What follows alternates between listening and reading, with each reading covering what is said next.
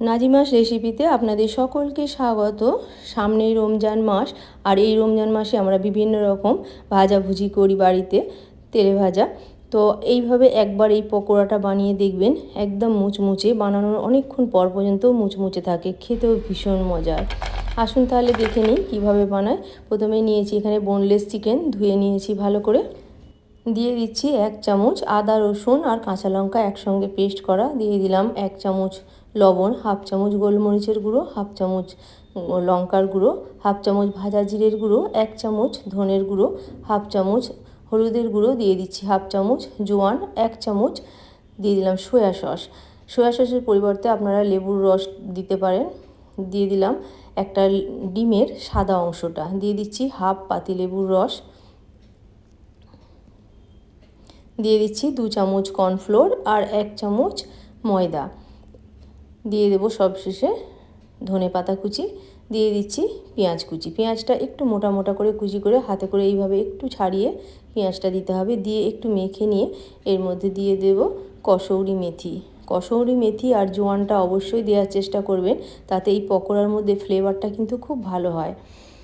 দিয়ে আর একটু মেখে নিলাম, নিয়ে আমি 2 ঘন্টার জন্য এটা ম্যারিনেট করে রেখে দেবো। মিনিমাম 1 ঘন্টা তো রাখতেই হবে, তাহলে মশলাটা চিকেনের মধ্যে ভালো ঢুকে যায় আর চিকেনটাও খুব ভালো নরম হয়ে যায়। আপনারা রোজার মাসে সকালে ম্যারিনেট করে নর্মাল ফ্রিজে রেখে দিতে পারেন, সন্ধেবেলা এইভাবে ভেজে নিলেই হয়ে যায়। একটু মিডিয়াম ফ্লেমেই 8-10 মিনিট সময় নিয়ে এগুলো ভেজে নেব। ফ্লেমটা বেশি থাকলে আবার উপর থেকে পুড়ে যাবে, ভিতর থেকে কাঁচা থাকবে। তাই মিডিয়াম ফ্লেমে 8-10 মিনিট সময় নিয়ে ফ্রাই করে নিলে উপরটাও মুচমুচে হবে আর ভিতরটাও নরম হয়ে যাবে। একটু উল্টে পাল্টে এইভাবে ভেজে নিতে হবে। পকোড়াগুলো বানানোর জন্য 2 ঘন্টা ম্যারিনেট করে রাখলে পকোড়াটা খুব ভালো হয়, তার থেকে বেশিক্ষণ রাখলে তাও ভালো। আর যদি হাতে সময় কম থাকে সেক্ষেত্রে আপনারা যে বেকিং সোডা হয় সেটা 1 চিমটে দিয়ে দেবেন, দিয়ে আধ ঘন্টা মতো ম্যারিনেট করে রাখবেন, তাতেও চিকেনটা তাড়াতাড়ি নরম হয়ে যাবে। দেখুন এগুলো ভাজা হয়ে গেছে, প্রায় 8-9 মিনিট সময় নিয়ে আমি এগুলো তুলে নিচ্ছি। একদম মুচমুচে করে ভাজা হয়েছে, দেখে নিশ্চয়ই বুঝতে পারছেন কত সুন্দর কালারটা হয়েছে।